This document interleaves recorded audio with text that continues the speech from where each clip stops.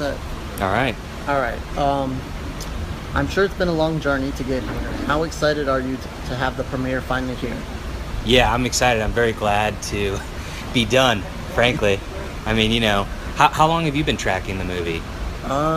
A little bit before the festival announced it. A little bit before the festival, so... I think I found out through maybe one of the other horror websites that it was coming. Gotcha, yeah. And then when they announced it, I looked more into it. Yeah, we've been really lucky that, you know, we've had a lot of support from horror fans and horror websites and stuff like that who, you know, we did a Kickstarter campaign back in 2017 for post-production. And I think that helped some people have an awareness about it. And then we've just had success since that first trailer. You know, we got like 1 million views organically on that trailer. That's awesome. And even since then, cumulatively, we've got like a couple million, you know, amongst the various trailers. And that's all just word of mouth. And so, yeah, but I'm really happy to be done. It was a long journey. It took probably 10 years or more from inception, and then took about 3 years to make it. So yeah, it was quite a ride, you know. That is definitely a journey. Yeah, and then, you know, I've still got a bunch of debts to pay down over the next 10 years, right? So that's the life of an indie filmmaker for you. But yeah, I'm happy to, you know, that it's finally out and that people will be able to check it out, and I hope everyone likes it and shares it with people, because, you know, an indie film like ours, that's the only way that anybody knows is, you know, people telling people. Awesome. All right, so briefly tell us a little about what Itsy Bitsy is about. Well, I mean, there's the high concept, right, which you can pretty much get from the trailer, which is a very specific size to the spider that we wanted. We wanted you to be able to see the horrifying details, but still have it behave the way that a spider does, which we thought was more frightening. If it could hide under things and be a little reclusive and all the things that I've always found frightening about spiders. And so we wanted that high concept to be there, but then the thing we spent the most time on is the character drama. And so we have the story of a young single mother who uproots her children and moves to a new town, a small town, where she's taking care of an elderly art appraiser played by Bruce Davison. Both of their pasts come back to haunt them. You know what I mean? There's something unresolved that both characters haven't dealt with in their lives, and I guess the spider being unleashed is sort of a catalyst for that. So it comes in an object from a person, from Walter, the elderly art appraiser's past, and when it breaks loose, you know, the main mother character, Kara, also has to deal with some unresolved issues about parenthood and stuff like that. So why'd you pick spiders? Do you have a personal fear of spiders? Oh yeah. I mean, when I was a kid, I used to pray that spiders wouldn't come and bite my feet, my toes in the middle of the night. I don't know why I was so particularly afraid of that, but yeah, there's something really disturbing about them to me. But I'm fascinated too, right? It's like a fear fascination, the way some people are with sharks maybe. And yeah, you know, or clowns, or, you know, whatever it is. But yeah, for me, that was definitely something that excited me as a filmmaker, because, you know, the idea of bringing a character like that to life and all the technical challenges of doing it was kind of hard but inspirational for me. But then also, yeah, just the idea of it always spoke to me. Well, that kind of leads to my next question. You come from a visual effects background, so can you talk about how you brought the spider to life? Yeah, well, we did everything we could practically first, and even when I ran a visual effects company, I would encourage the indie filmmakers we worked with to come and talk to us so that we could help plan it out. And part of that plan was to do everything practically you can first, and then only enhance what you absolutely need to with visual effects, because when it comes down to it, visual effects are a cartoon. They might be a really good looking cartoon, but it's a cartoon, right? And so we find that by doing everything practically you can, then you get to a place where you can just make little enhancements of what's missing or remove what needs to be removed, and you get a more realistic or plausible result. And so that was kind of how we approached it, but it was a really long process. I mean, you know, I I did some original sketches and designs. Then I worked with Mario Torres, who did an original prototype sculpt. We did some molds, old school molds based off that. Did some early tests to kind of see how our ideas were working. Did additional tests, redesigned it so that it would perform better.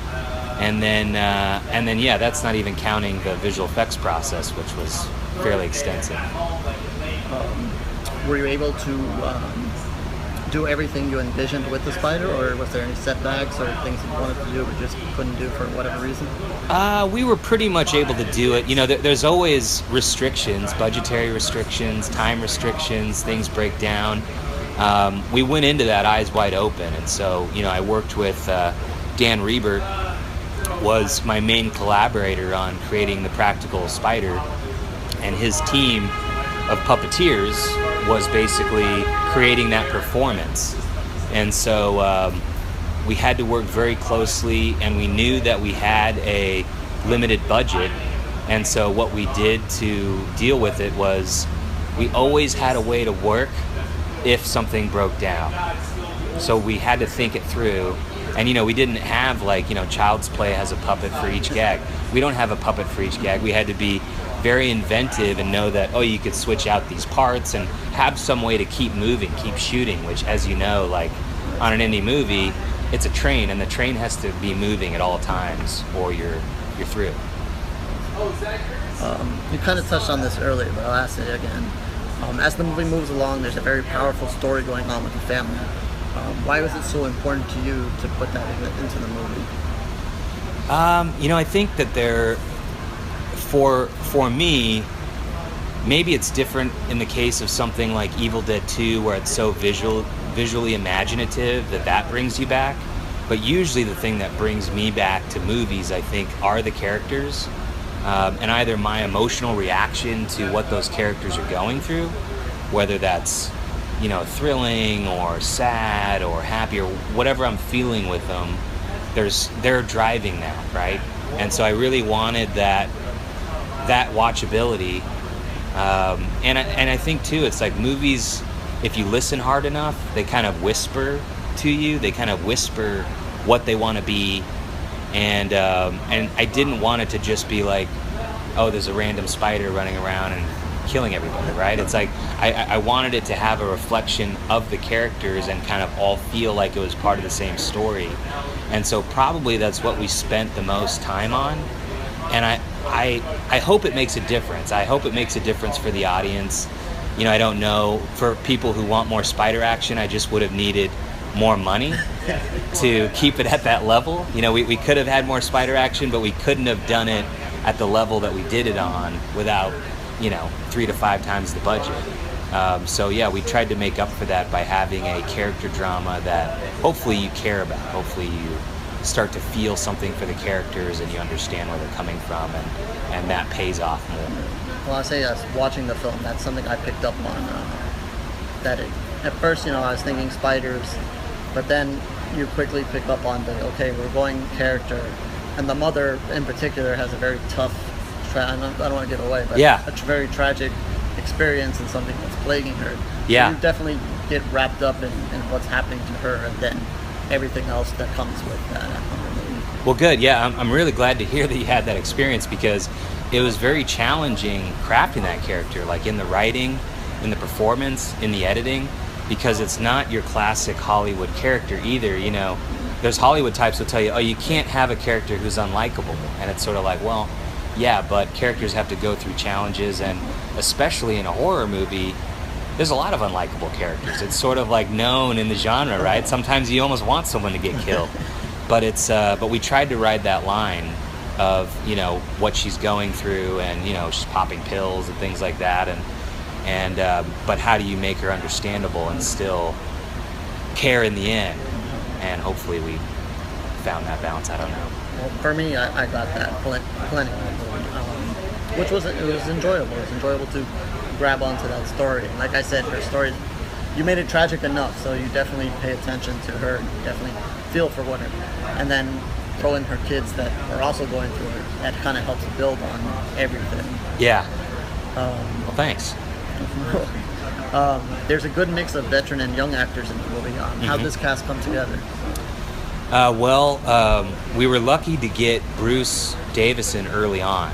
And so I had a friend that I met through another friend. Her name's Eileen Dietz from The Exorcist. She was in The Exorcist, and she had the same manager as Bruce. And she really responded to the script just as a friend and really went out on a limb and got me in contact with the manager. And I think the manager took me more seriously because of Eileen, because Eileen said, look, this is a filmmaker you need to talk to, and he's interested in Bruce. And so we worked out a deal with Bruce, and I think all the rest of the casting was done pretty traditional. You know, we had auditions and casting directors manage that process, and I was there for all of it.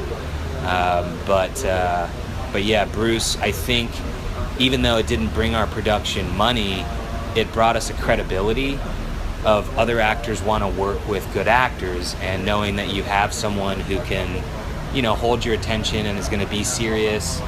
Because it was one of those things that casting directors warned me too. They said, oh, casting this, you know, elderly character, they said, you're going to have a tough time. There's a lot of actors who you think of as really great who don't want to get out of their chair, or they don't want to, you know, put on their shoes, they want to wear slippers to set, or they don't even want to come to location, which is where we had to shoot a lot of Bruce's stuff. And we were really lucky that Bruce was such a committed actor that he really took our film as seriously as any other movie, which he doesn't have to do. He's an Academy Award nominee, he's been in, you know, 250 plus movies, so he could have just said, okay, yeah, I'm going to do this little horror thing, and not really put the level of effort into it. But he had questions and comments about every line, and there was just a lot of interaction with him and a lot of respect for his craft, and we really appreciated that level of commitment, and it brought the other actors and everyone else on the film up to a higher level of commitment, seeing that from him. So it made a huge difference. I would agree with that. I mean, he definitely sets the tone for the movie once you see that he's there, and then he just brings everybody with him. And definitely he seemed like he was all in. Yeah, it's a great performance. I felt I'm really happy with what he did, and man, it just really was a joy to work with all the actors. But yeah, Bruce was a real treat. So what do you want fans to remember most about the film? Good question. Yeah, I just hope that you know, my goal was to make the type of movie that you could watch again. So that would be great if even one person was sort of like, oh, I really love this movie and I watch it every year or whatever. That would be enough for me.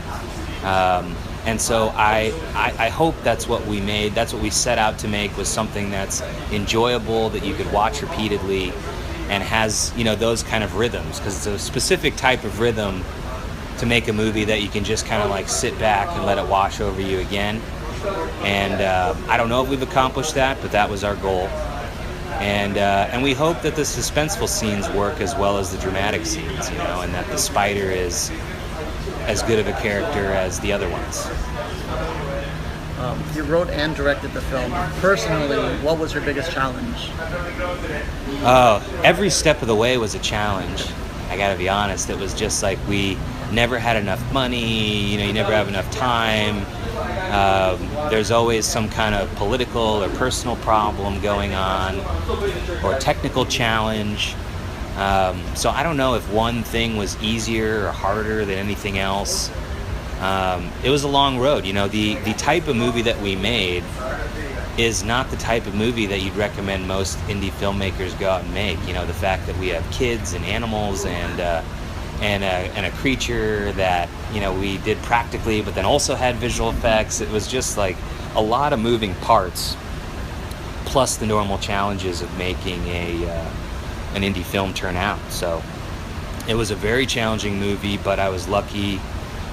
Things kind of worked out when they really needed to, and the certain things that didn't work out turned out not to be very important. And so I think there's sort of a Zen thing where you have to kind of go with the flow a little bit, and the movie and the people involved kind of tell you what it's going to be. And I'm just glad we finished it, because there were times when that didn't seem very likely. So we made it. I know it's tough out there. I know. Yeah. I talk to a lot of filmmakers and so forth, and I know it's tough. And when you mention Kickstarter, like I know that's difficult from the beginning. Yeah. We promote a lot of Kickstarters, and I know a lot of people that it doesn't turn out for them, and then Right. it never happens because they don't. So it's sad. So it's good that you were able to accomplish that and then make it all the way through. Yeah, I mean, we had a successful Kickstarter, but, interestingly, it's not like that gave us a bunch of money. It was good marketing, and we were successful, and we created sort of like a following maybe because of it. But yeah, I mean, that too, like you're saying, it's its own thing. You're having to kind of like hustle that, and it's its own project in a way. So yeah, each link in the chain is, just as difficult as the last. It's funny because I kept thinking, oh, it's going to get easier. I kept thinking that there's going to be some phase where it sort of just coasts, and it never happens. When you're the filmmaker and it's your thing, it's like, and especially when like I self-funded a lot of it and produced, it's like you're doing all this work and no one else has that same level of energy. And even when you don't have the energy, you have to find it anyway. Everybody else with you. And bring everyone along, yeah. Because people mean well, and there's a lot of people who want to make a good film, but then what it actually takes is like going the extra mile. And a lot of times on the day or in the moment, they don't want to go the extra mile. They're there and they have other obligations and other things they want to do, and so it's some amount of pushiness as well to kind of like get something done, but it's rewarding. You've been involved in a lot of horror movies. What is it about horror that you love and keeps bringing you back to it? I've always loved imaginative horror movies. I've always loved movies that are, I guess I've had a death fascination since I was 5 years old. My mom said I woke up in the middle of the night and asked her if I was going to die. And she was kind of caught off guard with the question. She was like, well, not for a really long time, we hope. But yeah, it definitely, I've always been fascinated and horrified by death. And I like the stuff that's really trippy, that's really dreamlike and imaginative. I guess like Hellraiser or Evil Dead or Nightmare on Elm Street, stuff that's sort of like really wacky and out there. I think there's a way to sort of get surreal or talk about interesting things in a way that's still entertaining. And that's the kind of horror that I like. But as far as all the movies I've worked on, we sought to help young filmmakers. That was sort of our goal was, hey, we want to help indie filmmakers with our post-production facility make movies that are as good as Hollywood movies. And so that's what we were setting out to do. So yeah, a lot of those films end up being genre films of all different kinds. And that's the work that's available, and that was sort of our mission, for that period of time, was to, help those films succeed. We do our part in helping too, so we completely understand where the work that goes into it. Yeah. So I guess we'll finally ended up on what's next for Itsy Bitsy and what's next for you. Well, I've got projects that I'm working on, but what I'd really like to do is this time, instead of carrying the ball up the hill myself, partner with a company and find out some aspect of what they want to do and how that can partner with what I want to do. And so that's really my goal over the coming year, is to find a company or producer that wants to work with me, so that I don't have to do it all alone again. It gets a little lonely. Yeah. And if you want to let everybody know where they can see the film next, if you don't know. No, absolutely. Yeah, it comes out, we have another advanced screening on the 22nd in New York. And then on August 30th, you'll be able to watch it video on demand, as well as there's some limited theatrical screenings in about 10 cities that'll probably last a week or two. And then you can pre-order the Blu-ray now. It comes out October 1st via Shout Factory. So, and there'll be a commentary and all kinds of cool stuff. Awesome. Well, thank you very much for joining us. Thanks. Yeah, thank you both for your time, and it was good talking with you.